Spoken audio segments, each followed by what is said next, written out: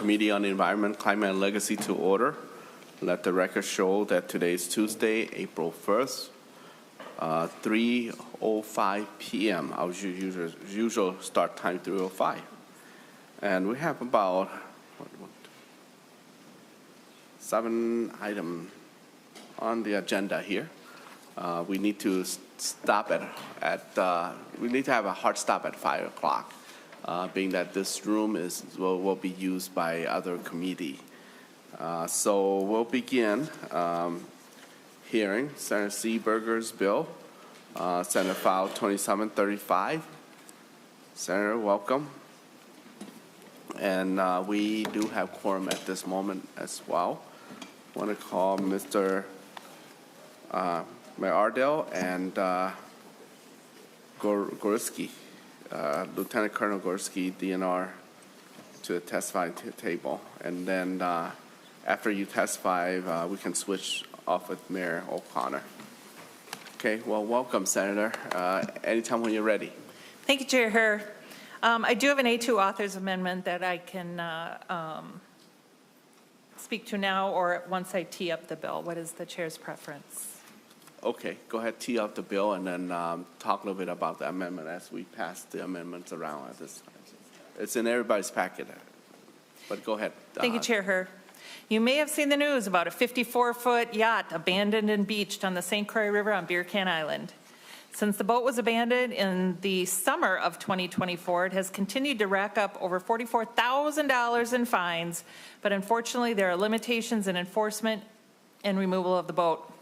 This bill closes that gap by creating a system to hold individuals accountable for their abandoned watercraft. Abandoned watercraft will be tagged and will have 14 days to be claimed by their owner, or they will face removal by the DNR at their expense. The owner will also face civil and criminal penalties as a result of this abandonment. This has been not only a bipartisan but a bi-state effort between Wisconsin and Minnesota, showing a shared commitment to protecting the natural beauty of our states and protecting our waterways. Mr. Chair, the impetus for this, as I mentioned, is a boat that has been abandoned on Beer Can Island since July. It has been the bane of everyone's existence up and down the St. Croix River. I got in touch with the mayor of Hudson, Wisconsin, Rich O'Connor, who you're going to be hearing from later today, to discuss what do we do about this.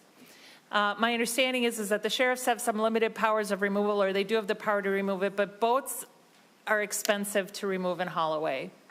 And there's really no teeth in existing law. Folks end up with boats that they don't want anymore, and they abandon them not just on waterways, but in ditches, along roadways, in state parks. So after discussing this issue with the DNR, we came up with the A2 amendment that expands this coverage to not just waterways, but to public lands, and to give the DNR some of the protections and teeth that they wanted to form a comprehensive bill. I'm pleased to report that Mayor O'Connor of Hudson has also been working with the Wisconsin Legislature, who is doing similar legislation over there. So this is sort of a joint effort between the two states. I'm really proud to be here before the committee with this bill today. Thank you, Senator Seeberger. And I'll move that we adapt the A2 amendment as Senator Seeberger explained. And so all in favor of the A2 amendment, say aye. Aye. Opposed? Okay, motion prevail. So now to the testifier. Or any more words any other comment you want to make, Senator Seeberger? No, I'm happy to turn it over to the testifiers, Mr. Chair. Okay, and to the testifier, we'll see if you can keep your testimony on around 2 minutes. You know, we're not going to clock everyone, but just because we have a little tight schedule, so stay around that approximately time, 2 minutes. So go ahead with the testimony. State your name for the record. Thank you, Chair Herr and members of the Senate Environment Committee. My name is Jesse McCardle, and I serve as the Senior Manager of Government Relations for the National Marine Manufacturers Association, or NMMA.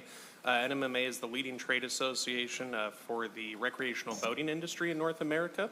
Our member companies produce over 80% of the boats, engines, trailers, and accessories used by anglers and boaters in the U.S. and Canada. And one quick point, the boating industry is a vital part of Minnesota's economy, contributing over $6.9 billion annually and supporting over 25,000 jobs and 700 businesses. And we do rank second in the nation for boat registrations as well, with 822,000 registered boats. Thank you for the opportunity to speak here today. Happy to express our support for SF 2735, which addresses the growing environmental challenges posed by abandoned and derelict vessels in Minnesota's waterways.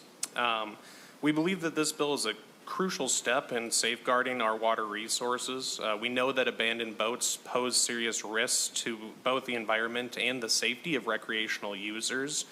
And this bill does provide clear guidelines for the removal and disposal of vessels, helping to protect the long-term health of our lakes and rivers. I'd like to call out that the bill does outline key provisions for tagging, notifying, and removing abandoned vessels, which will help minimize environmental harm. And these measures will also ensure Minnesota's waters remain safe and navigable, with penalties and financial liabilities that promote responsible stewardship for these valuable resources. We also strongly support the bill's careful balance in protecting private property rights. The 14-day remediation period for vessel owners, along with potential civil penalties, encourages responsible boat maintenance and ensures compliance with these rules. We also believe that SF 2735 ensures that Minnesota's environmental standards are consistent with those of our neighbors, which is vital for effectively addressing abandoned boats on our shared boundary waters. We do have just one very minor suggestion. We would suggest that at some point the legislature continues exploring avenues for consistent funding for the ADV program. We've worked on a lot of these programs at NMMA throughout the country, and we've found highest success rates in states that do set aside some money for the overall process of removal and recycling. In conclusion, I'd just like to again express our full support for SF 2735 as written. We believe this is a critical step in protecting Minnesota's waterways, and we believe that this bill is offering effective solutions for the challenges that we've seen with abandoned boats throughout our state. Thank you for the opportunity to testify today, and happy to answer any questions members may have. Thank you very much for your testimony. Now to Lieutenant Colonel. Good afternoon, Mr. Chair, members of the committee. For the record, Lieutenant Colonel Robert Grecki, Assistant Director for DNR Enforcement Division. The DNR supports Senate File 2735 and the A2 amendment for its efforts to keep our public waters clean and safe for all Minnesotans. We have all seen abandoned watercraft that have been left or sunk in our public waters, on our shorelines, or at our public accesses that pose environmental hazards and public safety hazards to those using our waters. This bill would shift responsibility from individual counties for dealing with abandoned watercraft to the DNR statewide, but still authorizes local law enforcement to enforce as needed. This bill would create a framework and process for notifying owners of abandoned watercraft and the responsibility to remove them, provide them time to resolve those issues themselves, and if not resolved, a process for the state to remove the environmental and public safety hazards and dispose of them properly. In addition, this bill would create an account to fund these watercraft removals and hold negligent boat owners criminally and financially responsible for the costs incurred to dispose of these abandoned vessels. Money recovered would then be placed back into the account for future watercraft removal. The DNR has reached out to the Minnesota Sheriff's Association, and they have expressed their very much their support for shifting and having the DNR take the lead, but of course they are still able to handle this as they feel appropriate. The DNR thanks the author for the bill and the amendment that will reduce the navigation and safety hazards, reduce the risk to environmental pollutants by these boats being left on our waters and on our shores, and hold people accountable for their actions. And with that, I'll stand for any questions. Thank you. And I just want to run a check to see if Mayor Hudson, Wisconsin, our neighboring state, is here. Mayor O'Connor. Is he? Chair, I believe he was Seeberger? going to testify online. Oh, he is. Okay. All right. Mayor O'Connor, are you online right now? If you are, please turn on your camera. Well, welcome. Can you hear me and see me? We hear and see you just fine. Great. Well, thank you, Mr. Chairman and Senators, for the opportunity to be here today. Thank you, Senator Seeberger and your co-authors for bringing this bill before your bodies, respective bodies in the legislature. I really appreciate this. This bill is here today because we've had some serious problems with a trend right now on the St. Croix River where people dispose of their boats, they just abandon them and walk away. Primarily, and I think you heard this from a previous speaker, because removal and disposal is very difficult because of some of the DNR regulations and very costly. And for these reasons, people just don't want to take the responsibility for disposing of a boat that they no longer want or is no longer usable, so they just put them out on the beaches and the islands, on our rivers and waterways, and hope that somebody else, our taxpayers, will clean up this mess for them. There is no deterrent for this, which again is why this legislation is here. We need to provide deterrent, because with all of the attention that this boat, referenced by Senator Seeberger earlier, has received online, in the newspapers and the media, not just locally, but down in Milwaukee and Madison as well, people are watching. And if they see that nothing is done here, this is going to proliferate in a very bad way. We're going to have a lot more people saying, well, clearly we can dispose of our boat by just abandoning them in our waterways and on land and just walk away, and there will be no repercussions. So this bill goes a long way in providing deterrence. That's important. And the environmental impact by these boats, the one that you see on the island there, I'm sure you've seen pictures of this, when it went underwater, all the gasoline was displaced by water coming into the gas tanks through the gas vents, and all of that gasoline then went into the St. Croix River. We don't know for sure how much, but that boat that size has got at least 2 gas tanks that are easily 100 gallons apiece. Not to mention the oil coming off the motors as the motors become submerged, and any hydraulic fuel and other hazardous waste that might be in that boat. This is clearly a very serious environmental problem, not to mention, a problem with aesthetics and things like that for our waterways. So once again, I really appreciate your body taking this up, and hopefully we can get this passed and we can resolve this. Thank you so much.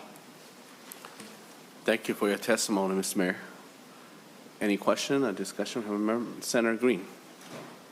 Thank you, Mr. Chair. Senator Seeberger, I see that from the original bill, from line 2.17 in the original bill, there was some private property protections there that said peace officer or employee may not enter the private property to tag or remove a boat, but you've taken that out in the amendment. So I assume that means that under this law, peace officer or an employee of the DNR would be able to enter private property to tag a boat. Is that correct? Senator Seeberger. Thank you, Mr. Chair. Thank you, Senator Green. No, that is not correct, and perhaps my witness can speak to that a little further. Lieutenant Colonel. Mr. Chair, Senator Green, the DNR is not going to be going on and dealing with watercraft left on people's private property unless they're complaining about it being an abandoned or neglected boat. It's not something that we would normally do. If there's a motor vehicle on your property, ultimately it's your responsibility, not the sheriff's. But if they complain that somebody abandoned a vessel on there, that's when we do it. So it's just not necessary for this bill. Senator Green. Mr. Chair, so it's not necessary for the bill, but why take it out, Senator? Or testifier? Lieutenant Colonel. Mr. Chair, Senator Green, a lot of these boats are obviously on our rivers and stuff where ordinary high water lines recede and go up. So oftentimes these are right on the line. And if it was one of those matters where we're dealing with it on both the public side and the private side, obviously that would be a challenge. But we would, of course, work with the private landowners to make sure it's not neglected or not their property, of course. Mr. Chair, well, the only thing that answers my question as to why you took that section out, but I'll move on a little bit. Can you tell me how many boats that you've tagged so far? Let's say in last year. Lieutenant Colonel. Mr. Chair, Senator Green. So currently the sheriff's offices are the ones that deal with abandoned vessels on public waters. This would obviously transfer the lead to the DNR. A lot of these boats go unreported or sunk. We estimate approximately 40 every year become abandoned, but that's an estimate. Mr. Chair, thank you for that. Because when I first got this, it looked to me like this bill was all designed around one boat. And I've seen this before where there'll be one issue and we'll have a bill that has statewide ramifications. And this particular bill is not just a small issue. This is a big deal. I mean, you're actually going to make a criminal out of someone with this bill. And not just that, you're going to go so far as to say if someone has a lifetime license that they've purchased from the time they were young, you're going to eliminate that now. And you're going to take away all their privileges, hunting, fishing. This is, it's kind of an overreach. And even if and you estimate 40 boats, but even if there was 40 boats, I would think that it would be much easier to go deal with those 40 boats than to make a statewide law, especially to this extent that you're doing right here. I obviously don't support the bill, but I wonder how well thought out it was and how many people you talk to, because I have a real problem with that. And then you say 14 days. So you get a registered letter and you're going to give somebody 2 weeks to respond to that before you start this process. So I would encourage people to not support this bill right now and maybe go back and come up with some different ideas. Another thing, Mr. Chair, and to the testifier, I obviously you've already said that this is the sheriff's issue. Do they never get satisfaction when they tag a boat? They say somebody go remove it. Is it never removed? Mr. Chair, Senator Green. Colonel. Yes, obviously it is a criminal matter to be littering or leaving stuff on a public water or on the shoreline, of course, as it is right now. This would give the sheriff's office as well as the DNR some extra, like you said, penalties as well as ways to enforce it, as well as potentially a fund to recover or a method to recover restitution costs for the removal if the responsible party didn't remove it. So. One more question, Senator Mr. Chair. So my question was, out of the 40 estimated boats, and nobody go and pick them up after they were notified? I mean, are all those 40 boats still there? Mr. Chair, Senator Green, yes, a lot of them are, unfortunately, at the expense of the county or the local law enforcement agency that has jurisdiction there. It is their responsibility currently at this time. Senator Green. Any discussion from members? Senator Wiesenberg. Thank you, Mr. Chair. Senator Green went over a few of my questions or concerns. But one thing we could maybe, I don't know how you do this. I'm sure everyone knows scrappers. Can we contact someone who could just come and get the boat? I know lots of friends that, recycle metal or whatever, or they even just take boats and make them run again. So that's an option if they are just being left and no one is getting them after the 14 days. Someone's been noticed and they've been, it's because it sounds like, to whoever can answer the question, so after 14 days, is it considered abandoned? Is that what this says, or? Mr. Chair, Senator Wiesenberg. Colonel. Yes. Okay, thank you. Thank you, Mr. Chair. Senator Wiesenberg. So then. Mr. Chair, if I may. Sorry. Senator Seeberger. It's not just a boat that's sitting there for 14 days with no activity. It has to be inoperative and neglected, wrecked, stranded, or substantially dismantled, in immediate danger of sinking, unmoored, and unattended. So it's clearly an abandoned boat. It's not just, like, for example, I have a boat and I was so busy last summer I never used it. It wasn't abandoned, I just never got down there. So we're making a distinction, between my boat that is just, I can't get to it, versus the one on Beer Can Island that's half sunk, and the guy, everybody knows the story behind it. I wish I had more time to tell the story, but that's what we're talking about, Senator Wiesenberg. Senator Wiesenberg. Thank you, Mr. Chair. Well, I don't know the story, so not everybody knows the story. I guess I'm not from the cities. I have no idea what you're talking about. But anyway, so getting back to the 14 days, I would assume if you contact someone and they don't move their boat, you could tag it, and after 14 days, it's considered abandoned. Is that what this law says? Senator Wiesenberg or Lieutenant Colonel? Mr. Chair, Senator Wiesenberg, essentially, yes, as Lee said, neglected, and obviously we'd be working with that responsible party, if it indeed is found to be a responsible party. Oftentimes, these things are, of course, stripped of their hull ID numbers and registration, which makes it impossible to do. And of course, then we would handle them as abandoned property as well. Yeah, great, thank you. And Mr. Chair, and I know we're not going to just be taking people's boats that are sitting in the water. It's about, you know, boats that are left around. So that was my point of, if you have something like that and it's scrapped, maybe we can contact a scrapper, then we don't have to pay for it. You know, contact someone local and they can just come get the boat, I guess. I don't like the fines like Senator Green said. I think it's a little too far. You know, if I get a ticket for speeding, you don't take away all my rights. I think it's a bit too far. I don't think we should be just throwing our trash all over in the environment. That's wrong. But I think the fines are a little bit too much. We can't be going that far, taking people's rights away. And then, you know, for boats, we're fining people for boats. I think it's kind of precious that we're doing this, but then there's people that are removing fines for passing buses on the left if you go around a stop sign. So we can remove that fine and kids can get harmed, but we're gonna, which we shouldn't do, but so people are aware, maybe we should not do that. And maybe we should fine people for harming people, but not for leaving their boat unattended for a while and work with people on this. I just think it's too much of an overreach. Let's have a bill that says if your boat's left unattended, then we're gonna have a scrapper come and get rid of it. Maybe. I know that's simple, but and we need to follow laws. But thank you. Mr. Chair. Senator Seeberger. Thank you, Mr. Chair. Thank you, Senator Wiesenberg. I think, number one, I don't know that many scrappers take fiberglass hulls. I think most scrappers deal in more metal-related things, but I could be wrong. Number two, the boat at issue here, I'm happy to tell you the story someday. I won't waste the committee's time, but it's an excellent story.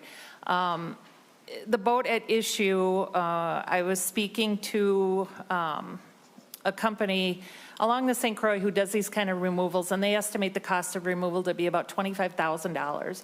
They're going to have to raise it, they're going to have to repair it, they're going to have to tow it, they're going to have to pull it, and then they're going to have to transport it. A boat this size needs to be transported by a semi, so it's an expensive process, or it would have been done already. The boat owner at issue here has been, nothing has worked to get this person to remove this boat. The city of Hudson has tried fining him. This boat was the impetus for this legislation, but it's not the only boat out there. Since I drafted this bill, people have come out of the woodwork telling me that they have boats that have been abandoned in their own jurisdictions and territories. Lobbyists come to talk to me about one thing, and they say, before I talk to you about this thing, I want to tell you thank you for that bill, because we have the same problem in, and then just fill in the blank.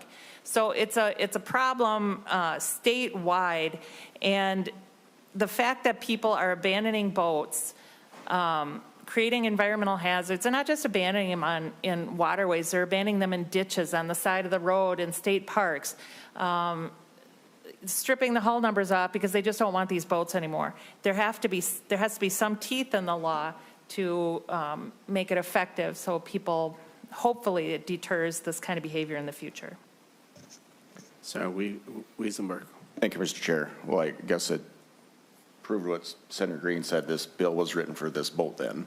Mr. Chair, Senator Seeberger. I take exception to that. Senator Wiesenberg, I said this was the spur of the idea. Right, I'm just But repeating what you said. I have confirmed through many conversations with people that it applies statewide. So yes, I got an idea from one particular boat, but this bill is not centered on that particular boat. Okay. It's a problem that exists statewide. Thank you, Mr. Senator Wiesenberg. Thank you, Mr. Chair. I guess what I'm getting at is when Senator Green asked you the question, you said no. Whoever said no. So that's the question. So I'm not saying that it's not a problem statewide, but when we said, is this for this boat, the answer was no. And then you just said yes. So. Mr. Chair. Senator Seeberger. Senator Wiesenberg, I never got a chance to answer Senator Green's question.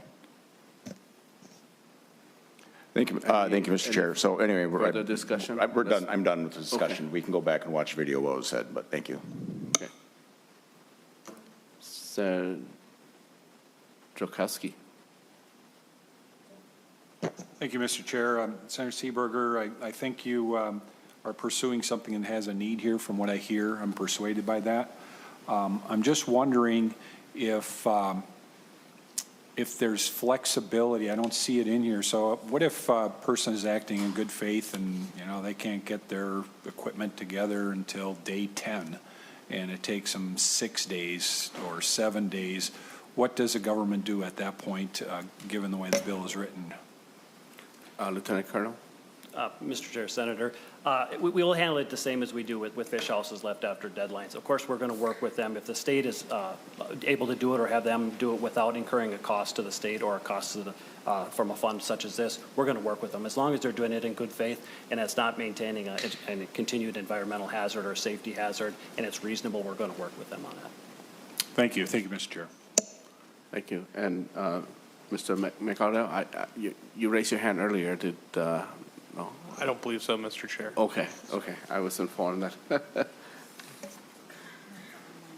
Oh, okay. Mayor O'Connor, that's online. Sorry, Mayor O'Connor, you had a remark. Go ahead with your remark. Yes, I just wanted to add to this, the discussion about whether these boats can be scrapped and if there's value to them. If there were value to these boats, the owners would not be abandoning them for other government entities to clean up their mess. So I think it's important that we stress the environmental factor here. Like I said, when these boats are abandoned, they're mostly, when they sit there for a while, they are underwater. They generally are leaking, and as I said, now you've got gasoline and oil going into the water. This is truly an environmental issue, and nobody's taking responsibility for this. So we have, this isn't just about this boat. In Hudson, we have 3 boats, big boats, over 30 feet in our impound lot. Boats that have been abandoned over the last couple of years, which again is why we wanted to do something about this, because we put these boats up for auction and nobody wants to buy them. We talked to the DNR about disposal, and here's the irony, is that nobody is doing anything about these boats while they're in the water, but once they're out of the water, the DNR, respective DNRs are telling our municipalities that because of the inherent environmental hazardous nature of these boats, we cannot cut them up. And so this is a quandary, and the bottom line is, who's going to be responsible for this? Is it going to be the owner that abandoned the boat, or is it going to be the municipalities that end up having to deal with the mess that they put out there? It's not our job as these cities and municipalities, counties, to go out and regulate for environmental hazards, but it is, you know, that's the jurisdiction of our DNRs, but there is no legislation that asks the DNR to go in and do anything about this. So as far as the deterrents, I think they're very important. If people don't have the ability to pay then or refuse to, knowing that they are relying on taxpayers to clean this up, then I think they should forfeit their rights to other recreational activities until they have made good on whatever the costs are for removal and disposal of the property that they abandoned. Okay, any further discussion? Senator Lane. Thank you, Mr. Chair. And I don't disagree with the concept of the bill. It sounds like there is an issue that needs to be solved. It's vastly different than what the DMV, or excuse me, the DPS talks about when it talks about abandoned vehicles of cars. It's vastly different. In fact, when it comes to restrictions after conviction and talking about restricting someone, is this, I mean, I don't know what subdivision 2 is, but this is for life on their hunting and fishing licenses, on their watercraft registrations on different watercraft. Is that correct? Is that indefinitely? Senator Seeberger. Thank you, Mr. Chair. Senator Lang, it's until they resolve the issue. It's until the charges get cleared up, I mean, the cost issue. So while the cost issue remains outstanding, there's a hold on any other kind of DNR licenses, boating, hunting, fishing, snowmobile. And the idea here is that you shouldn't be allowed to simply abandon a boat and stick the taxpayers with the cost of it and still go out and enjoy your hunting and your fishing. And I mean, the idea is to put a little teeth into this. So that's where we're coming from on this. Follow up? Thank you, Mr. Chair. So I guess that is kind of a leap for me when it comes to, I mean, you have a piece of property that's obviously you've abandoned, and there's probably a criminal or a civil penalty for that, but going after licenses seems a little odd. I know it's still your division. I know it's what you guys do. In the 14 days also seems to be a little, I don't know if it should be longer than that. That seems like a little bit of a short time frame. I know that I don't go to my lake place maybe once every other month, and I can just see that, you know, the boat that sits there gets sunk, and it sits there for 14 days before I know about it. And knowing my schedule and knowing how hard I am to get a hold of sometimes, I can just imagine that my little Lund would disappear and I'd have a bunch of fines and I would have never known about it. And I know that the intention of course, is to contact the owner as much as possible. Obviously, there's a lot of language here goes along with that. I guess I'm curious as to why such a vast departure from the abandoned vehicles statute that we have in status right now. So, Senator Seeberger. Mr. Chair, thank you, Senator Lang. Because the problem is handled differently, because there's an abandoned vehicle can be parted out, can be scrapped, can be towed, can be easily disposed of. Boats are a different animal. Boats have unique challenges when it comes to the removal and their disposal. A lot of times, like I said, with the fiberglass hull, those aren't easily disposed of. There are environmental regulations that go along with that kind of a thing. It's just too easily done. They can too easily leave these boats for the taxpayers to clean up, and that's why it's written this way. And I want to stress that, and I'm not sure if Mayor O'Connor touched on it or not, this is a dual effort. I'm not saying that I'm doing it because Wisconsin's doing it or Wisconsin's doing it because I'm doing it, but we're kind of working together on this, which is a unique opportunity to, from state to state, look at each other and say, yeah, it's a problem here too. And I will point out that the representative over in Wisconsin, Representative Shannon Zimmerman, is a Republican. So they're doing the same thing over there. It's a problem. We've recognized it. It just happened to be a border water where this one particular boat is. But once we started scratching the surface and digging into this issue, it's a problem all over the place. Senator Johnson Stewart. Thank you, Mr. Chair, and thank you, Senator Seeberger. I'm much in favor of this bill. I actually asked Senator Seeberger to add me as a co-author. My husband and I have been boat owners for decades. We boat a lot. I think in all of our different trailers and garages, we have 5 or 6 different boats. I come from a boating family, grew up on Lake Pepin. This is a big issue. So some of the things that I thought of as Senator Lang was asking the question, why is this different than cars? And Senator Seeberger answered it perfectly. But in addition, I think of all the abandoned boats that we have encountered on the Mississippi, on Lake Pepin, on the St. Croix.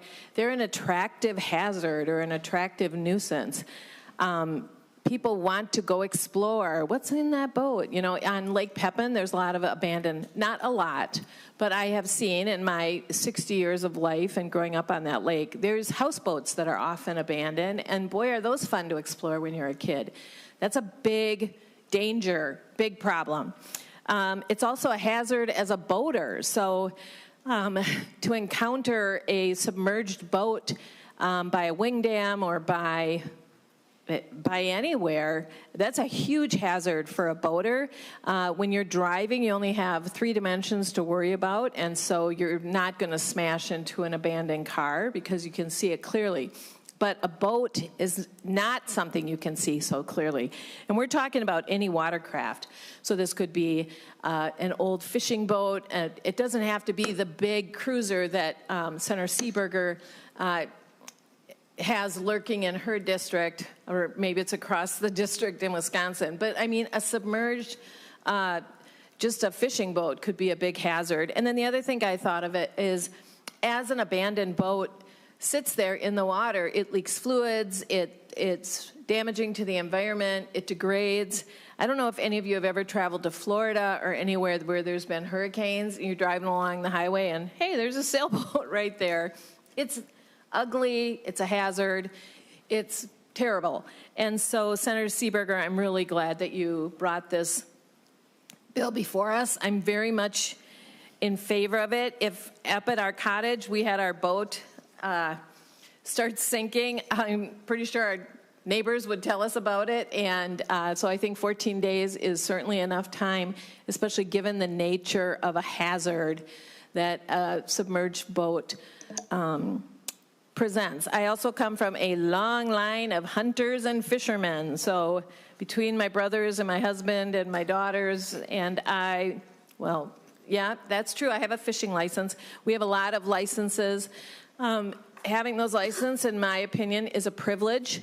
And so it's one way that the DNR can provide leverage to get something done about that dang boat that's presenting a hazard. And so I think all of this bill has been well thought out. It's been well crafted, and I urge a yes vote. Thank you, Mr. Chair. Senator Hoffman, you want to move? Senator, yes, Mr. Chair, I move that I move that the Senate file 2735 is recommended to pass as amended and be referred to Judiciary and Public Safety Committee. Okay. All in favor of that motion, say aye. Aye. Opposed? No. Okay, motion prevail.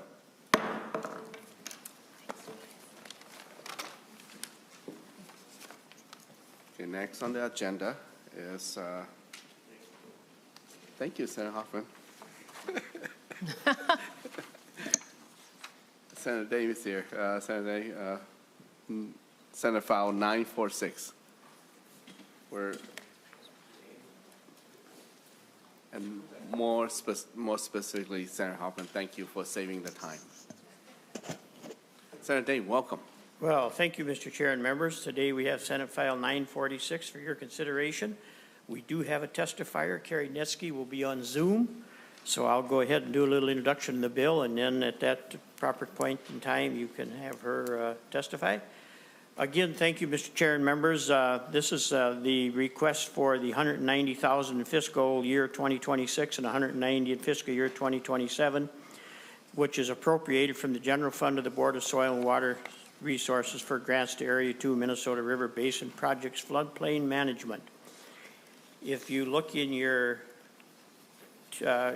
packet today, you should have a folder, a handout for Area 2. It talks about how long they've been in business, what kind of work they do, and why this money is needed in order to keep that function going.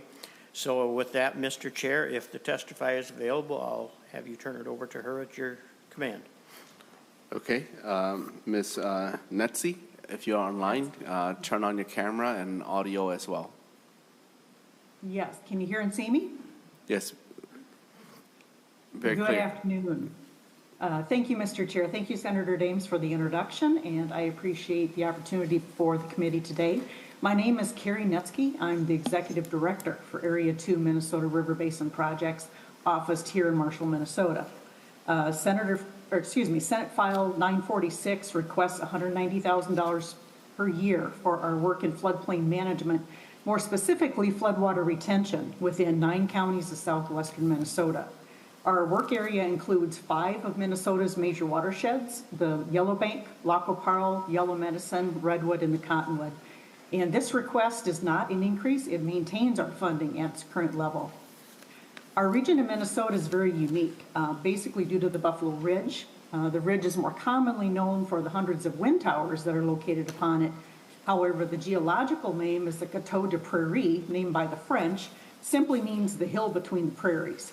This very unique landform in southwestern Minnesota is shaped like a triangular clothes iron. So it's about 100 miles wide at the base and about 200 miles long in length and rises 1,000 feet above the surrounding prairies on each side. It actually forms the divide between the Jim River on the South Dakota side and the Minnesota River on the eastern side. From the tip of the Coteau, which is near Summit, South Dakota, to the outlet of the Minnesota River there in the Twin Cities, The elevation drops just over 1,300 feet. And to put this into perspective, this is about the same elevation difference from the Twin Cities to the Gulf of Mexico. The ridge creates extreme elevation drops of upwards of 80 feet per mile in the Lac Powell watershed and 50 feet per mile in the Redwood watershed. In contrast to the Red River Valley, which is also plagued with flooding, the Red River elevation differences are just a few feet per mile. Flooding there in the Red River Valley a comparison would be to spilling a cup of coffee on your kitchen floor. It basically spreads out in all directions and covers the floor evenly. Flooding in Area 2 is like taking that same cup of coffee but pouring it down a playground slide. The water gains speed and force as it races down the plateau until it hits the Minnesota River floodplain, and it takes all the sediments and nutrients with it. Our rivers are some of the most impaired waters in Minnesota, heavily loaded with sediments and nutrients. We actually have a second form of flooding as well, known as crossover flooding. Because of the tilt from Ortonville to Mankato, our watersheds have the ability to flow from one to another. So basically, the Yellow Medicine flows into the Redwood, and the Redwood onto the Cottonwood, etc. So essentially, our flooding dilemmas are twofold here. This uniqueness is exactly why Area 2 Minnesota River Basin Projects was created and is so needed yet today. With floodwater storage being widely recognized as the key component to the solution of Minnesota's water quality problems, Area 2 is acknowledged as a leader in this effort due to our decades of experience and our success stories. One of the handouts that Senator Dahms referred to shows examples of our projects, and on the backside it shows a map illustrating project locations and how it correlates to that inset map of the flood damage areas. Area 2 was created by statute in 1978, probably 47 years ago. At that time, $250,000 in annual funding for administration and project construction was provided by the state of Minnesota. Additionally, a professional engineer was provided by the state specifically to Area 2 to determine project feasibility and to design floodwater retention projects.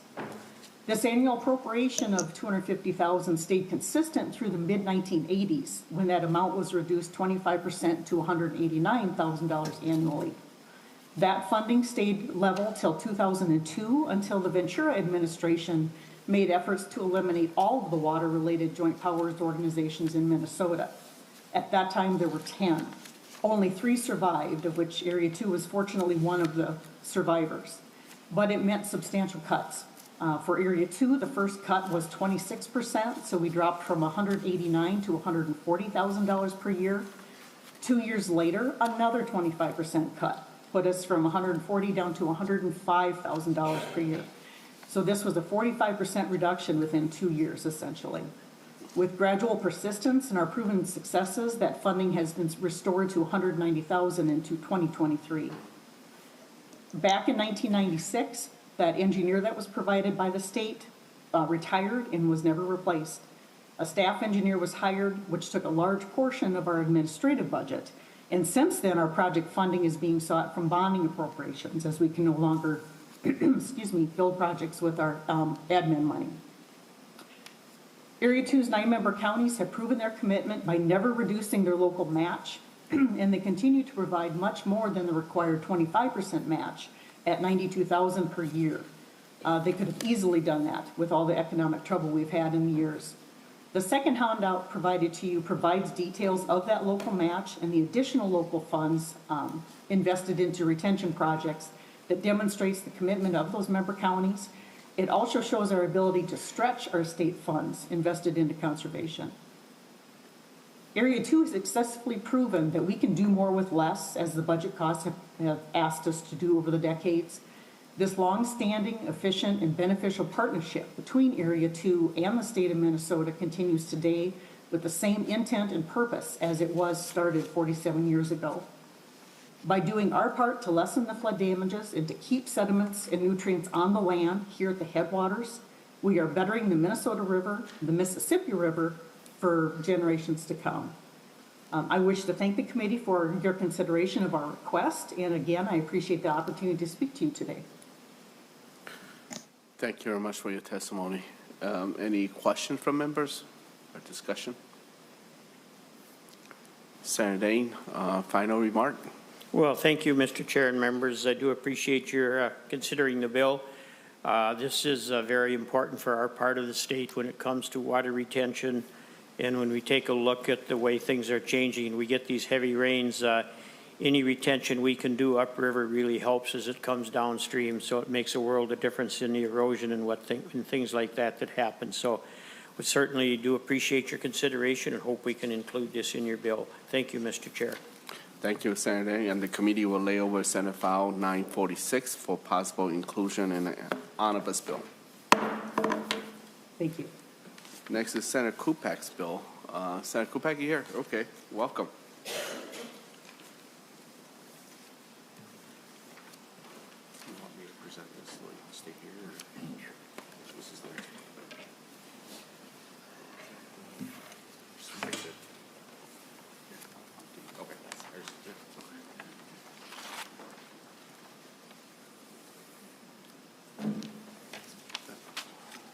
Senator Kupec, anytime you're ready.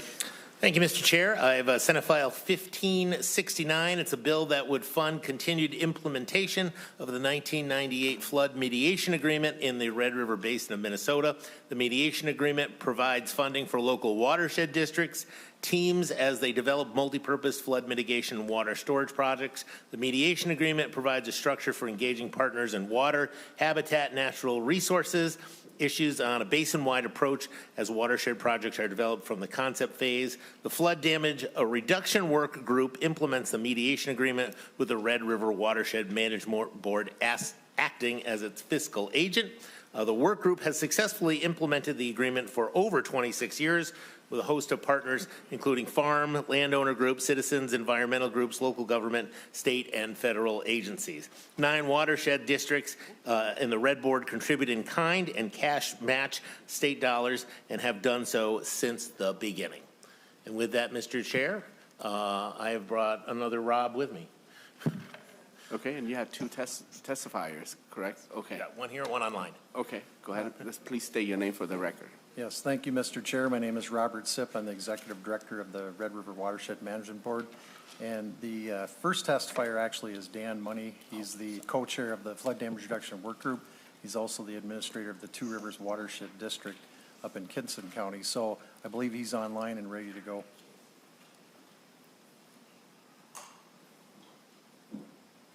Yes, Mr. Money, if you're online, turn on your camera and audio. Can you hear me and see me? Yes, we do, both. So state your name for the record, and then go ahead with your testimony. Thank you, Mr. Chair and committee members. My name is Dan Money. I am currently the administrator with the Two Rivers Watershed District. I've been there since 1991. And as Rob said, I'm also the co-chair of the Flood Damage Reduction Work Group in the Red River Valley. And I've been in that position since 2019. Today, I'd like to provide some comment on Senate File 1569. We're looking for $350,000 per year for the next 2 years to implement the 1998 Flood Mediation Agreement. Flooding in the Red River Basin, as we heard from the previous testifier, is severe and repetitive.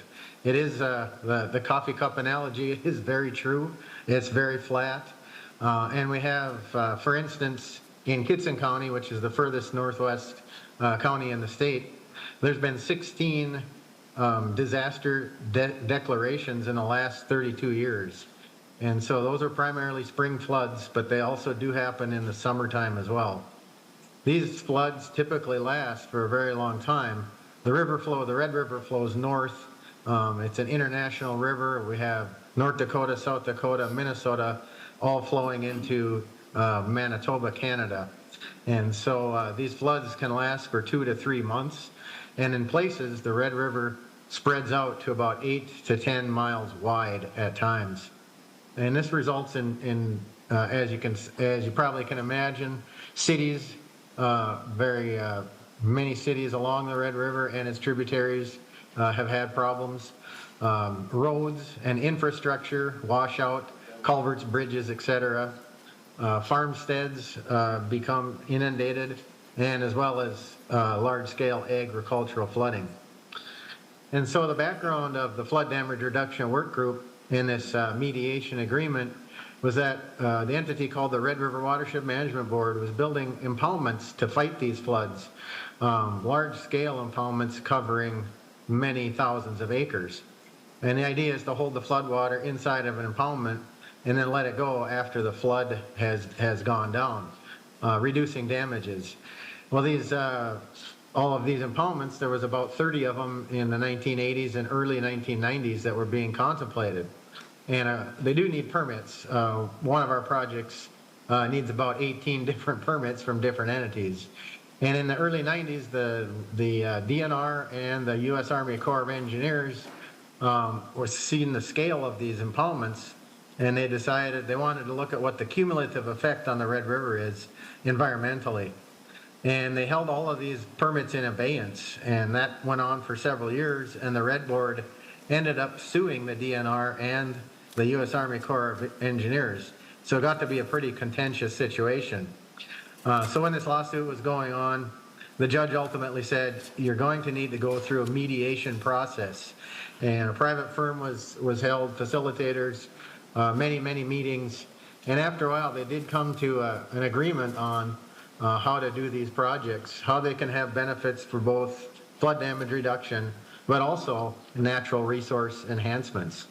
And so in 1998, this agreement was held, and the Minnesota Legislature at the time provided funding to the flood damage reduction work group.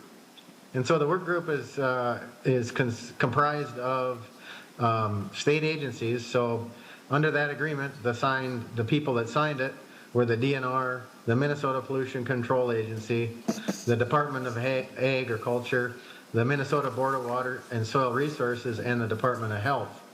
And very importantly, on the local... Mr. Money, if you have not get near closing, can you sum up your testimony? Thank you. Sure. So the agreement was made, all of these agencies came together, and we've been looking at solving both natural resources and flood damage reduction. So there's a model there that we've been using for over 25 years. There's a local match to this money. In fact, it's a required 1-to-1 match. However, in fiscal year 24, the $300,000 came from the state, and the local match was over $600,000. So we're leveraging money. We're also using this to leverage federal money, such as we just recently acquired a $1 million grant for doing some floodplain mapping. And so in conclusion, this has been a very good partnership. It helps streamline the permitting process, and it leverages local, state, and federal dollars. And so I'll close with that and take any questions if there are any. Thank you. Any question from members? Senator Green. Thank you, Mr. Chair. And to either the author or the testifier, I did talk to Mr. Sepp earlier, and I did think of a question for you, a couple maybe. We talked about some of this money is going to be going to the Roseau Lake project. And for those that aren't familiar with that, there's been some consternation up there between the landowners and the watershed district as far as getting that project in. And as I recall, not too long ago, a judge had put a halt on anything that for that project to move forward until some of this stuff could get resolved. Was I right on that, or was I misinformed? Senator Kupec, or testifier. Mr. Chair and Senator Green, I am not aware of that. That's something that we could track down further. And I would offer too that if you're available at some time, we would gladly bring you and the Roseau River Watershed District and the Red Board together to walk through some of these projects and to get at some of your concerns and your questions. Senator Green. Mr. Chair, and I appreciate that. That offer's been open for a long time, and I will take you up on it. It's just been, it gets kind of hectic sometimes, as I'm sure you know. If there is some issues there, would money be withheld from that watershed district until they're resolved? Senator Green, testifier. Yes, Mr. Chair and Senator Green, I guess a question, are you referring to the mediation funding or other Red Board funding, or just so I can have some clarification? Senator Green. Thank you, Mr. Chair. I would probably like it for the Red Board funding, but this bill is in front of us, and I believe that there's money in here for that project.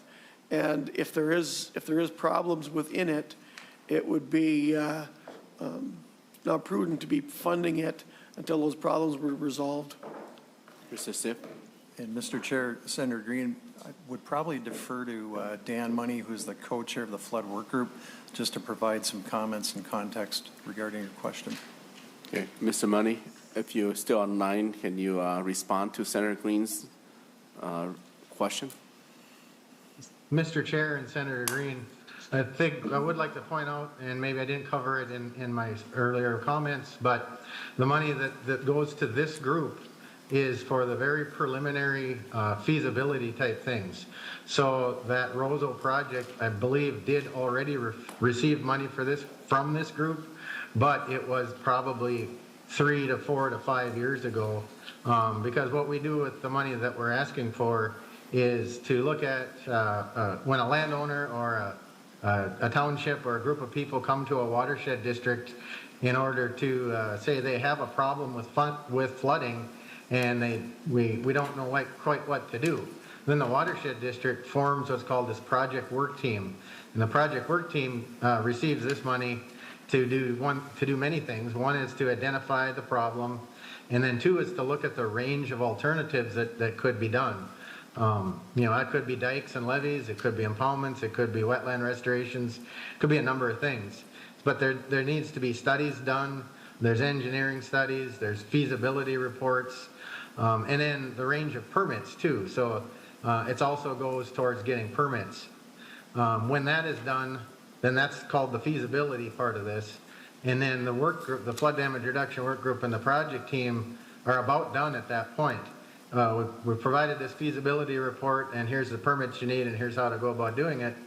But then it's the local watershed district that takes it from there, and then they run with it, and they work their project through statute 103D, the watershed law. And so the short answer is they received money early on, but it was many years ago, and it was for the feasibility part of it. I think probably what you're referring to now is they're into the meat and potatoes of their project. And so I think that's a question the Roseau River Watershed District would have to answer for you. But as Rob said, we're definitely, anytime we can sit down and go through any of these projects and explain them a little bit better. Senator Green? Okay. We're good. Any other discussion? Senator Kupec, closing remark. No, thank you for the time. Okay. Thank you, everybody. We'll lay over Senate File 1569 for possible inclusion. Right. Next. You're next, aren't you?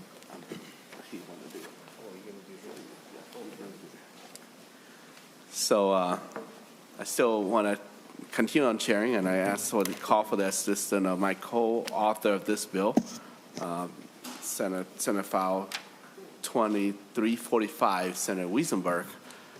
And this is a policy and technical change bill relating to programs that are administered by the DNR for their adaptive and responsive to public input. This 2025 policy and technical bill focus on change related to the ecosystem management, improving business practice and technical correction to the existing statute. Mr. Dahl is here to testify. We have a few amendments, and maybe we can do the amendment first before Mr. Dahl take us to the bill itself. Mr. Hoffman, you have an amendment, right? I have one too. Do you want to do yours first, Mr. Chair? Yes. Do you have an author's amendment? I do have an author amendment. It's the A1 amendment. And as this amendment is in your package, this is to extend the sunset of crossbow hunting and fishing using crossbow during hunting season to to June 30th of 2026. Looks like the experience had worked quite well, but DNR need a little time for their study before we put a sunset or continue on as long as it lasts. Mr. Meyer, you want to talk about this, or we're good? Mr. Chair, just for the record, Bob Meyer, Assistant Commissioner DNR. We've been working with Senator Pa and yourself as well on this amendment. It allows the season to continue to give us the more time to complete the report that's required by statute, which you'll present that, and then we'll come back and have a full conversation about that next year. So we appreciate your support on this amendment. Okay. Okay, in favor of the amendment, of the A1 amendment to Senate File 2345, say aye. Aye. Opposed? Okay, motion prevail. Senator, Mr. Chair.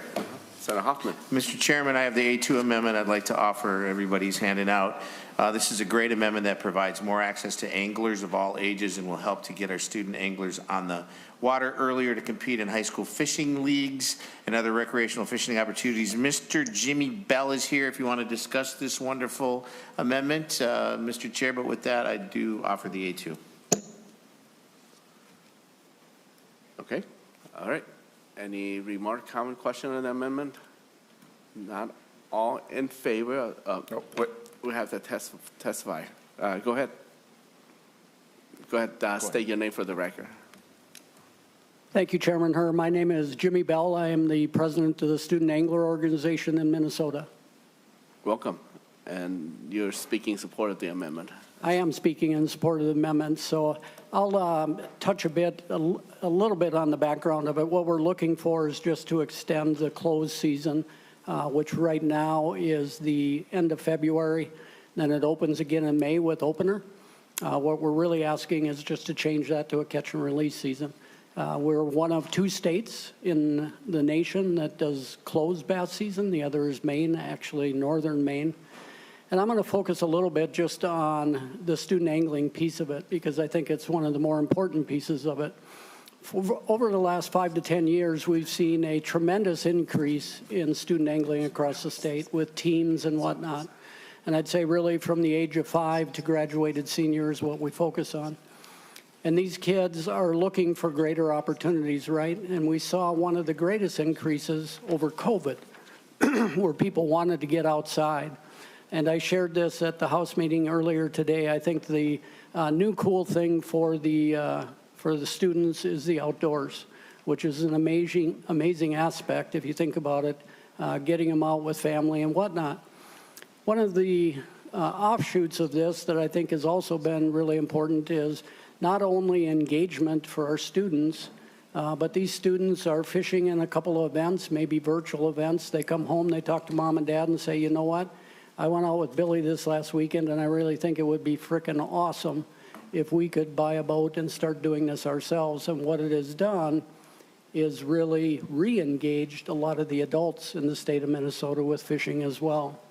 So I guess in closing, we've done an amazing job getting these students in. What we need to do is continue to engage them, and having more opportunities is the best way to do that, Chairman Herr. And I'm asking for support from this group and the rest of the senators for this bill. Thank you. Mr. Chair. Senator Hoffman. Thank you. And Jimmy Bell just did it. It's absolutely this bass fishing. It should be. And Senator Lang is also an author, just the 2 of us, and that's also moving in the other body. So with that, please accept this. Okay. And the DNR supports this as well? No. So, no? Mr. Chair. Senator Seeberger. Yeah, thank you. So just to clarify, and I think it's fine, he did mention there was it's closed and until it opens again, it'll be catch and release only. So I think we just need to let people know that that'll be getting added, correct? Okay, that's all. Just want to clarify that because it's not on the amendment yet. It's done through rules. So anyway, okay. Okay. So all in, okay. All in support of the A2 amendment to the Senate File 2345, say aye. Aye. Opposed? Okay, motion prevail. Thank you. Any other amendments? Senator Green. Thank you, Mr. Chair. I do have an amendment. It's A6 amendment. I'll pass it around. I would have brought this to you sooner, but it came up kind of suddenly. and I'll describe it while it's coming around, if that's all right. I've been dealing with some issues as far as conservation officers in my district and around the state, actually, and complaints that I've been having. And I think this might be a remedy to that.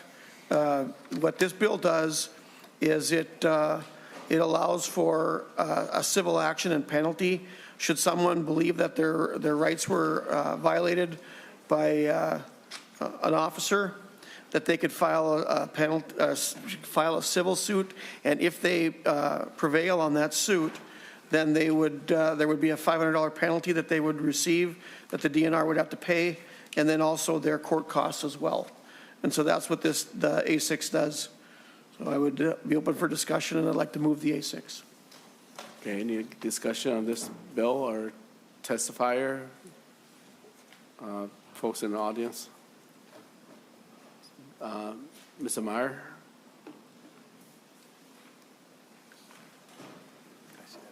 Yes.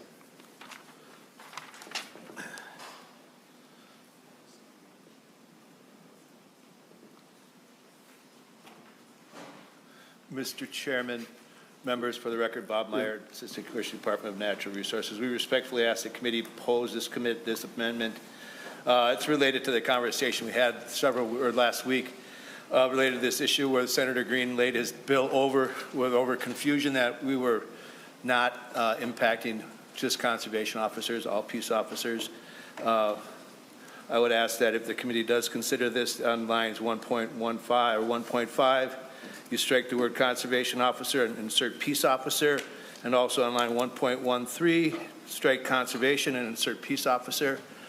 This bill will need to go to judiciary after the amendment goes on, if it does.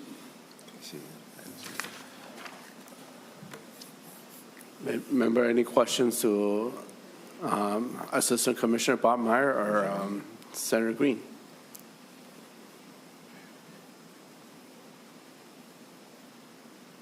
And Mr. Meyer, we made it clear this is the similar topic or issue that was brought up in a bill we heard last week, and it was tabled. So, Senator Green, are you okay with the? I would rather try to pass this the way it is, and we'll work on the other language before it moves to judiciary, because it gives me time to contemplate that. And the language on the other portion of that, I will let you know I'm still working on trying to get that language right. This provision here may rectify that, and one of the things that I believe, and they can correct me if staff can correct me if I'm wrong, I believe people already have the right to file a civil suit. I think that they can do that. And what this does, not unlike the language we just passed for boats, this puts little teeth in it. And if there is no problem, then this will never be used. And so I think this is a reasonable attempt to satisfy the people that have been coming to me, and I don't think it's a damaging bill at all. So I would prefer that we pass it in this form. If it moves on to judiciary, then we can discuss the rest of the language that's in it. Members, as an author of this bill, being that we're in time crunch now, I'd rather not let this bill go to judiciary and keep it as an environmental clean bill. So, Senator Green, all due respect, I'm not ready to accept the amendment, but we can call members for their vote. Mr. Chair, I can see where this is going, so I would rather not have this defeated. So I will withdraw the amendment for now, and but I will assure you that I'm going to be bringing it back. Thank you. Thank you. Any other amendment? Senator Drokowski. Thank you, Mr. Chair. I would move the A4 amendment. Okay, A4 amendment. And I've got a handout that's going around with it too, Mr. Chair, just a one-page handout somewhere. Okay. The amendment and handout is coming your way, members. So, Mr. Chair, this is the elimination of the shotgun zone amendment, and I made some changes to it to accommodate some of the anxiety maybe that some of the counties had. And we did hear this bill, and it's laid over in committee earlier in session.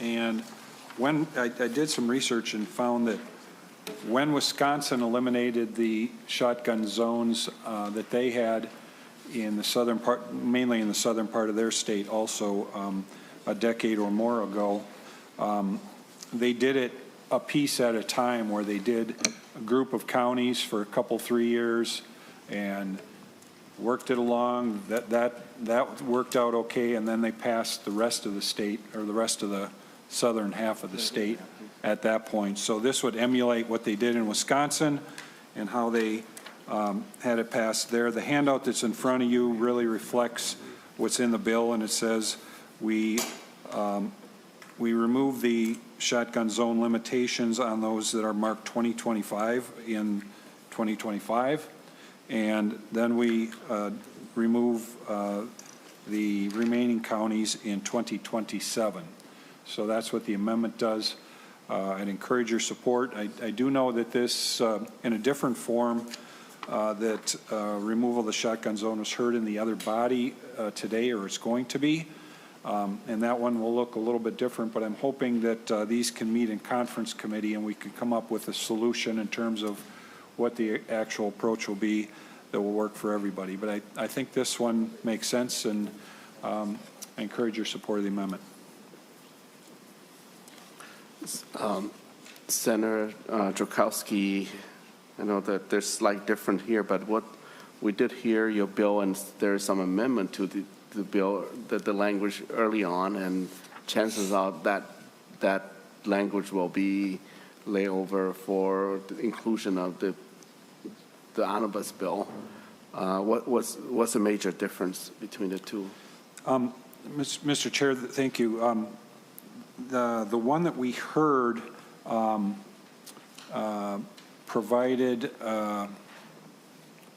comfort language for the one that we heard of would have gotten rid of the shotgun zone on the entire area, the entire southern area. So there wouldn't be a 2027 and a 2025 on the map. You just have the single line that separates, and then it would have been all in 2025. And then we had comfort language in there for the counties to let them know that they could pass their own resolution to be a shotgun-only zone, one in which they would enforce if they wanted to. If you'll remember, the counties were opposed to that because then they would have to enforce it. So this is a different approach. The result is the same, is that at some point in the future we would get rid of the shotgun-only limitation on southern Minnesota. If you remember, the testimony and the research that I brought forward showed clearly that that rifles are safer when hunting in a normal hunting situation and arrangement. So that's what we have in front of us here. Like I mentioned, they're going to take a different approach in the House, maybe similar to my original motion or original bill. There's also just a straight repealer out there, Mr. Chair, that just simply repeals it, and that's it. So I've introduced that bill as well, and there's several members of the committee bipartisanly who are on that bill that just simply repeals it. And so that's where we're at, and I'm certainly, if this is adopted, Mr. Chair, open to working with you and eventually members of, if there's a conference committee on this bill, which I expect there will be with amendments going on, to find language that works for both bodies. So willing to have flexibility in that. But really the goal is to get rid of this. We're one of 2.5 states that have this prohibition in the whole country. The other 2 are in New England, and then we had the southern half of Minnesota. And so this would end that, and there would only be 2 left. Okay, any discussion on this Senator Drukowski amendment? Senator Kunish. Thank you, Mr. Chair. Senator Drukowski, at one time, wasn't because I think I've heard a number of versions of this bill. In your bill, it allowed the counties to choose whether to adopt this or not to adopt this. Senator Jurkowski. Thank you, Mr. Chair. Senator Kunish, yes. As a matter of fact, the bill that I brought forward early in session, and if you remember the discussion, it really isn't necessary to put that in there because of preemption statutes that we have. That statute that preempts local units of government from creating their own firearm regulations gives them the ability to limit discharge of certain firearms in the way they would like within their jurisdictions. As you know, there are cities and certainly counties and townships could do the same. In statute right now, they have the ability to set limitations on firearms discharge within their jurisdiction. So that's already in law. The bill that I brought early in session basically said it again, is what it did. And it really wasn't necessary, and that's why I was really struggling with the language because we've already got that there. Senator Kunish. And so who is in opposition to this and why? Senator Jurkowski. Not a lot of opposition. There's some opposition in Dodge and Olmsted counties in the past, and I've talked with Olmsted. The composition of their board changed, so they're not as opposed to it as they were before. And I think they're starting to move towards, I mean, I haven't heard of any other places other than those. There's one, and I've talked to the Dodge County Sheriff about it particularly, and they had an event there several years ago. It did not happen during the firearms deer season, but it was, they think it was from a nearby shooting range that somebody was acting irresponsibly, and a round went through a house and into a bedpost of a young girl. And so that's kind of forever etched in the minds of some of the people in that community. And it's, so anything to do with firearms and outdoor stuff, they seem to be very hypersensitive about. But again, that didn't happen during the deer season. And we don't know if it was a rifle round or if it was a pistol round or what it was. And of course, that really doesn't change the fact of what the research tells us, is that rifles are actually safer to hunt with in a normal hunting parallel with a ground situation. Do we have the county here in the audience by chance? Any testify? I don't think they're here, Mr. Chair. Here. Okay. Sir. I'll just make a comment that I polled a few people that I know are hunters, and a couple of them are actually in your district, Senator Jurkowski, and they were not in favor of this. And I wonder if, even though there are statutes that allow those counties to make that choice, I think it would be comforting to have that language back in there, just so that it's really clear and explicit. So, thank you. Senator Johnson-Stewart. Thank you, Mr. Chair and Senator Jurkowski. I'm just going to say it really slowly. So this is based on a state law that we're taking away, and you are assuring me that if we vote yes on this amendment, Swift or Pope or Goodhue County could impose a ban on rifles for deer hunting? Is that what you're saying?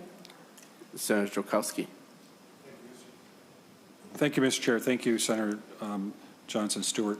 Yes, we already have it in law. It's part of the preemption statute, and it says a local municipality may regulate the discharge of firearms in their jurisdiction. So they could tailor it the way they want. They could say you can't shoot a pistol during Christmas. Okay. Senator Johnson-Stewart. Thank you, Mr. Chair. So as I said a few minutes ago, I come from a long line of hunters, and they're telling me that as long as the counties have the ability to determine that it's a good idea. So can council weigh on that? Again, as long as, it's not that I don't believe you, it's that are you a lawyer? I don't know who you are. Or what your job is. Okay, so if we could just get some assurance on that, then I'm much more relieved. But thank you, Senator Drazkowski. Mr. Stanley. Mr. Chair, Senator Johnson Stewart, you were asking about a local government statute, and if you guys can talk for a few minutes, I can see if I can have a side conversation with my local government colleague, but I do not want to weigh in on that just off the cuff without consulting them first. Senator Hoffman. Mr. Chair, thank you. This was a bill that close to it that the DNR proposed as a part of their policy changes a couple of years ago, and this doesn't. Basically, they would say it's up to the county. So I don't know why we're having this debate when we know the DNR is like, yeah, this makes sense. This makes sense. So now's not the time to have that debate because of the fact that it was done. That piece of it, the counties are up to that. So I'm just encouraging us to take this and then go on into the next phase with this thing, because if the DNR is not opposed to this because we know it was part of their policy and some experts in the room are going, yeah, it's about time we do this. I think we just, that's my opinion. Sir Hoffman. And I'm not a lawyer, by the way. Yeah, point well taken. It's just that we heard the language before and was in consideration for inclusion into this bill. So it's kind of redundant, from my standpoint, almost redundant. And the other bill, we had longer discussion on it. So I'm more favorable in the other language than this one. Senator Slesky. So, Mr. Chair, again, if that comfort language is helpful for people and we need to add that along the process, we certainly can. It's already written. It's very easy to insert, and I'd be willing to help with that. Okay, so we'll just move to Ms. Stanley. You're ready to clarify? Mr. Chair, I am not ready to clarify at this time. So we'll just have a vote and move this on and see where it lands. Senator Ann Johnson Stewart, any remark? No, I was just getting ready to vote. Okay. All in favor of the A4 amendment, say aye. Aye. Opposed? Nay? Okay. Motion prevail. Okay. Hey. So we can figure out the, we can talk offline between Senator Johnson Stewart and Drazkowski with the council. Okay, any other amendment? Okay, now Senator Wiesenberg to the bill. Mr. Dahl here can walk us through more amendments. You went quick. Okay. I do have the A7, Mr. Chair. All right, the A7 amendment.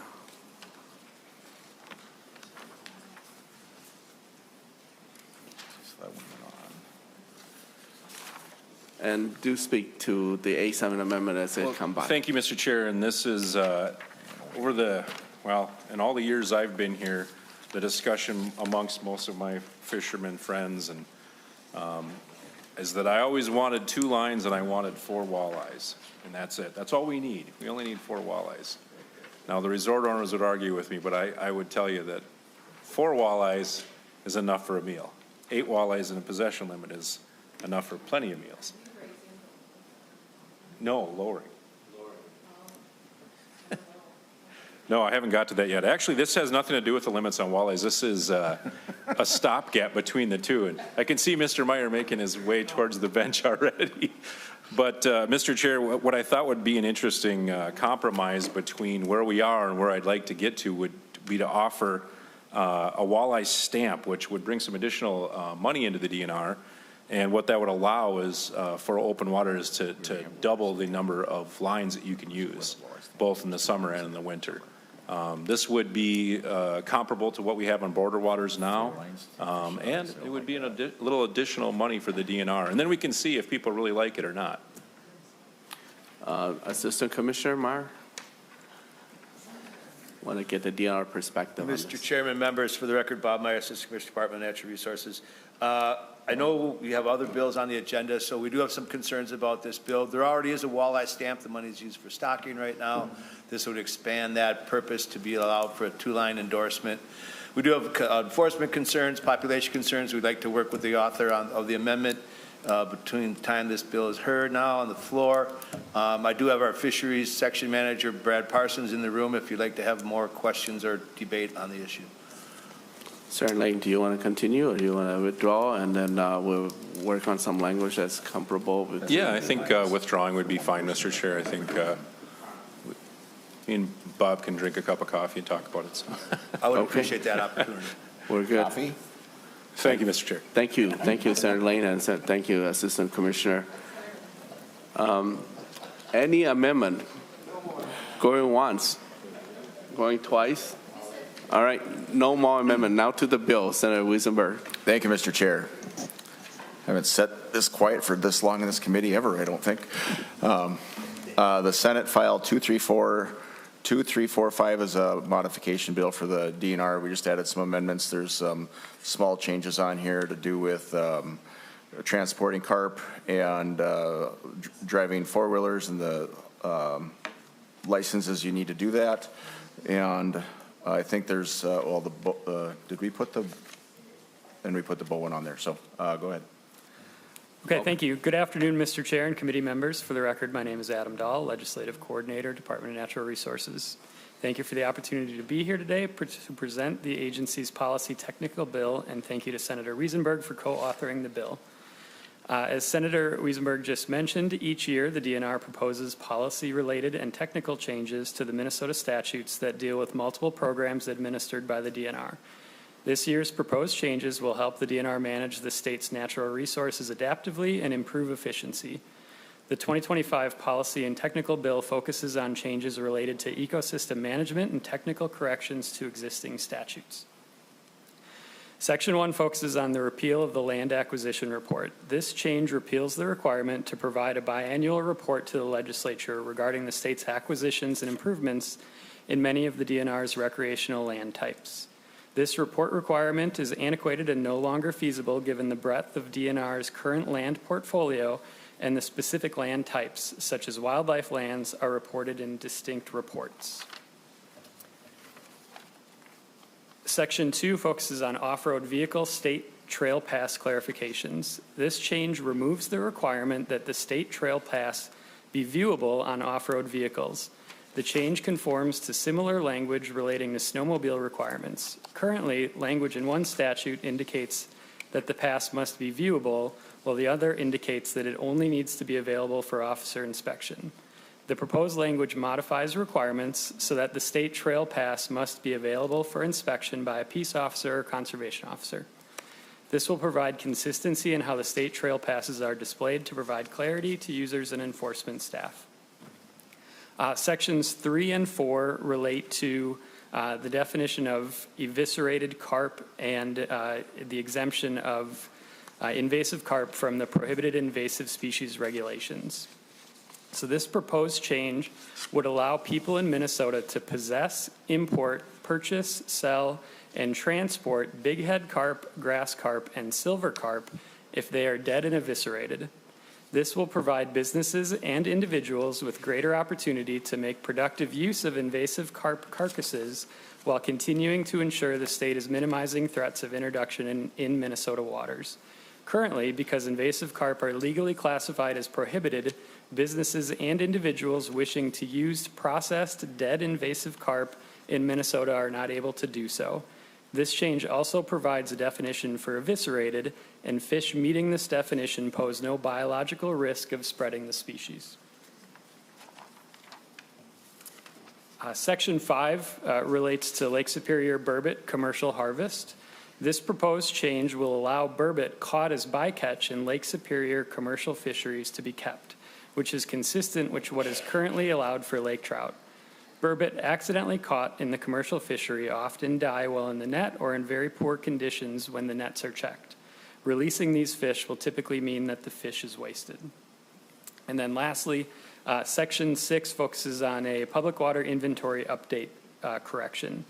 This change is a technical correction to language from the 2024 legislative session regarding where updates to the PWI are required. Current language requires, rather than allows, the Commissioner's authority to revise the PWI map. As currently written, the DNR is required to reclassify all public water wetlands as either public water basins, which are regulated under the DNR Public Water Program, or as wetlands, as regulated by the Wetland Conservation Act, which is primarily done by local units of government with oversight by Bowser. The language as currently written is not consistent with the funding provided and may have tax implications for property owners. Public water wetlands that get reclassified as Wetland Conservation Act wetlands may no longer qualify for the wetland tax exemption. This concludes my comments on the bill. Thank you for the opportunity to present before you today. I'm available to stand for questions, and we also have additional staff present today to answer questions as needed.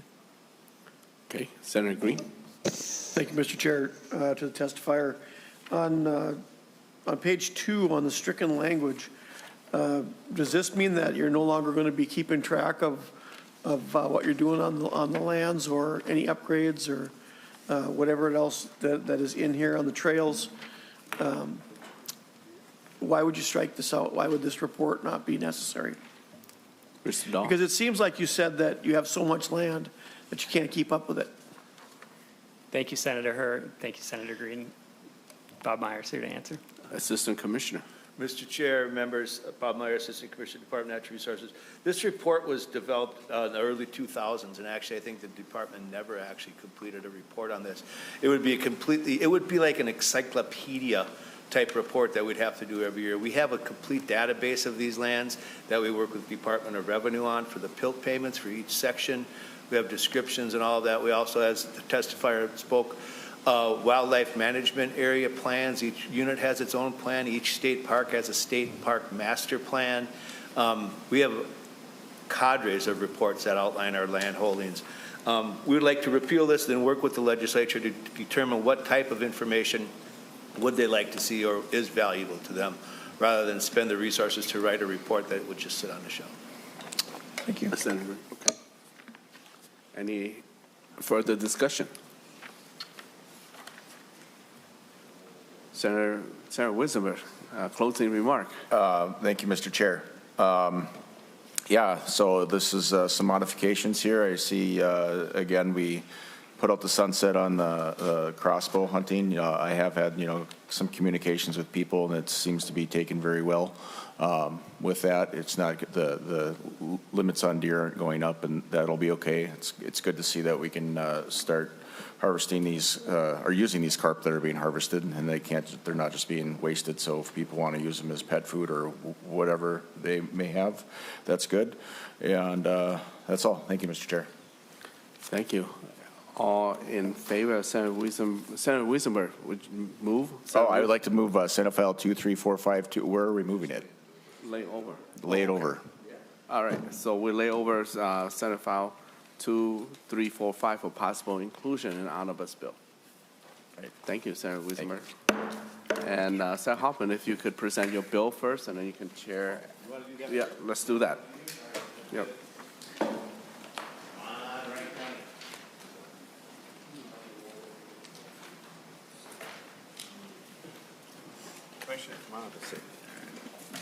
Sit? Yeah, no, anywhere you want to go. Thank you, Mr. Chair.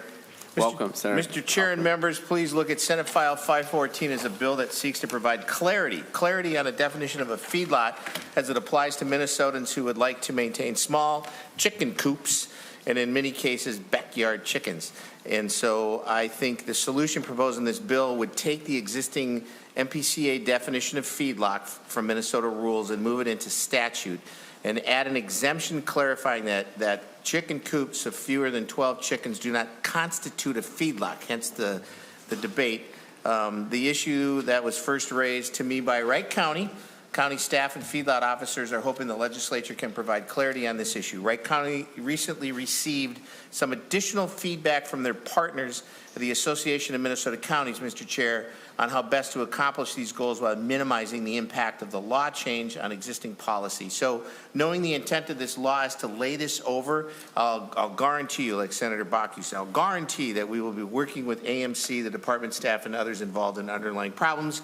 The good senator from the western part of the state also has some things he wants to bring forward to have the discussion on this, but I think you can work for a solution on that. So with me we have Wright County Commissioner Nadine, but we also have the Wright County Board Chair Derek Fetch, who's here with us today. So there you go, Mr. Chair. Okay. All right, Mr. Vetch, why don't you start? And if Commissioner want to testify following that, you may do so as well. Thank you, Senator Hoffman. Chair Herr and committee members, thank you for your time here. Senate File 514 is a piece of legislation meant to make the practices of the people meet the administrative rules. As Senator Hoffman has talked with you here, backyard chickens have become quite popular over the past decade, especially given the price hikes that we've seen with the price of eggs and chicken in the past year. The problem we have here is that the current MPCA administrative rule definition of a feedlot can likely find a chicken coop as meeting that definition. This makes them subject to setback requirements. So I have a quick illustration here. So I don't know if they passed out this photo here for you. This aerial topography photo is an illustration. If you actually zoomed in on this, there's actually cows grazing in this here meadow, which goes right into a public lake. Those 25 cows in that photo don't constitute a feedlot. But if I put a chicken coop in that same area and put one chicken in it, per the MPCA's definition, that would constitute a feedlot.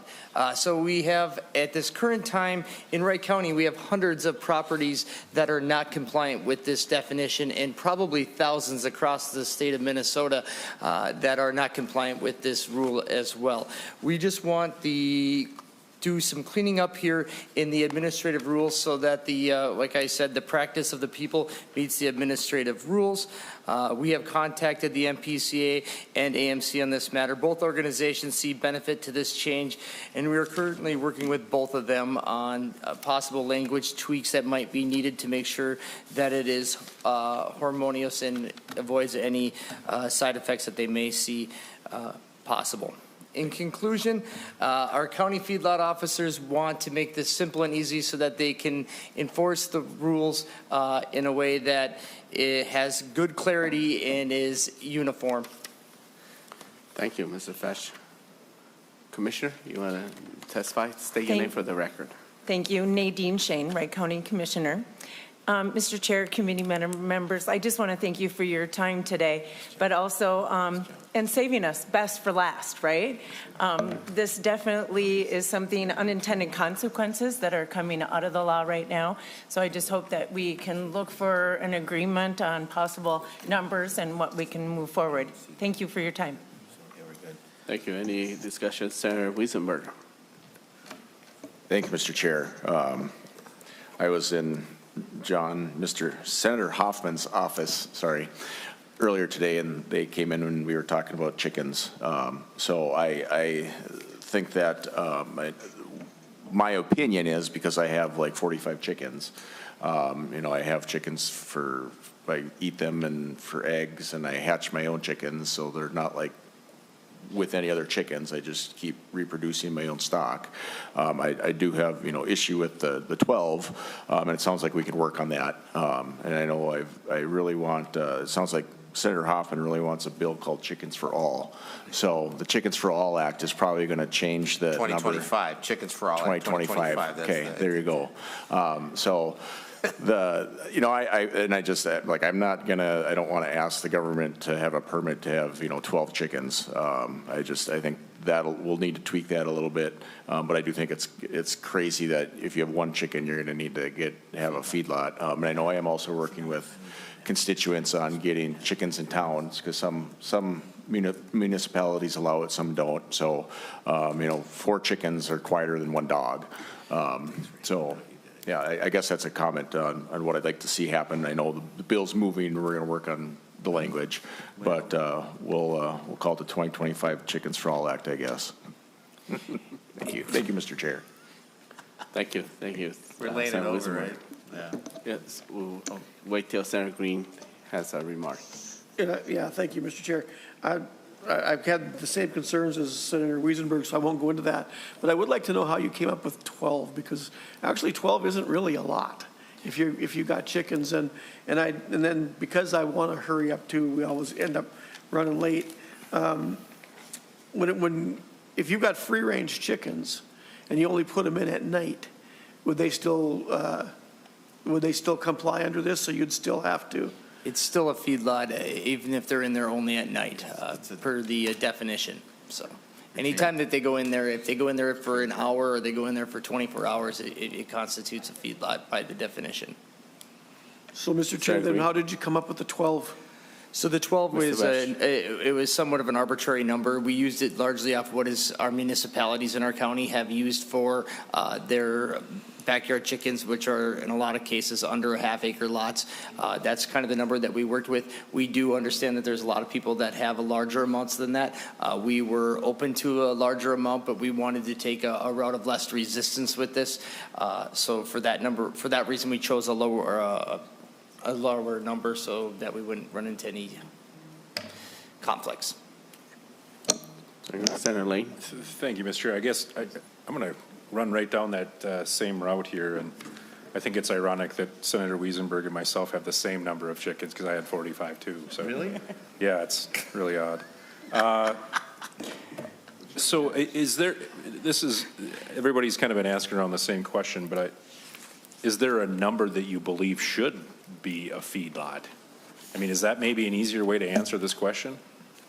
I guess I wouldn't say I'm a subject expert on this side of it. The biggest part about it is, I mean, you're looking at it from a manure perspective. That is the reason that the feedlot regulations are in place, so that if you have impervious surfaces, that the manure is being collected in such a fashion that it doesn't have an impact to the environment.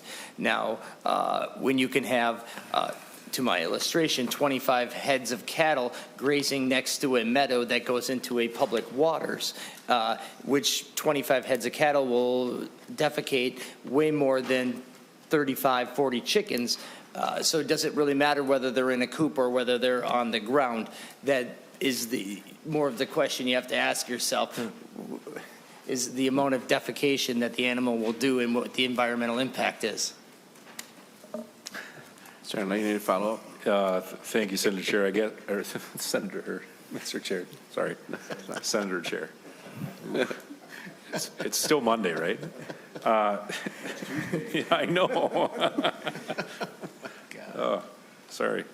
I'm not going to offer an amendment or anything. I'm just curious as to if 50 is the number. I don't know. I'm not a chicken expert. I know at 50 chickens, I never pick anything up from them. There's not enough mass. Yeah, I mean, I don't know. We weren't given any guidance from the MPCA with it. We had run by them 12 and 24. They were fine with those numbers, and we thought, well, we really needed to get something through, because as it stands right now, we have complaints that are filed with our feedlot officer with more neighborly disputes, but they're using this as a reason to get their neighbor in trouble. And then that neighbor reported 5 other people in his neighborhood, and then next thing you know, I'm going across the entire county and taking away backyard chickens. Then it would come to your counties next. Sounds good. Senator Joukowsky.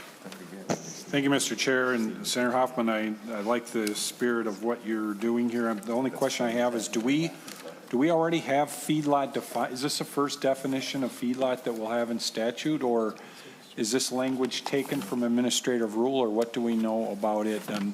Senator Hoffman, do you have an answer, or should I go to Mr. Stanley? Mr. Chair, members, I do not have an answer to that unless the good chair from Wright County does. I do know that this was a conflict that they found, and we just happened to bring it. And it was, I got Lucero, Rarick, Grunhagen, and Anderson on here. Not bad. We filled it up pretty fast, but I don't know the answer to that. If that's something we can follow up with Senator Drazkowski on, that would be fine. I do know the interest of time. You want to get a couple here before 5 o'clock. Yep. So. Yep. Thank you, Mr. Chairman. Thank you, Senator Hoffman. Yeah, I'm just hopeful that we don't have 2 different definitions somewhere. So thank you for that, and I like the bill. Yeah, thank you, Mr. Chair. Members, thank you. You want to lay this over in the meantime? I think, Brian from AMC, and it sounds like the 2 cluck, cluck 45 chickens each want to have a little, say in this, so I think the chair will go there. Thank you, Senator Hoffman, and I'm sure, like an old saying, whether the egg come first or chicken come first, but this certainly will beget more eggs to help those who may have to pay a higher egg price. So we'll lay over the, Thank you, guys. Senator Hoffman, Senate File 514 for possible inclusion. And you're Thank you, have Mr. the Chair, gavel, committee Senator. members. Senator Hoffman.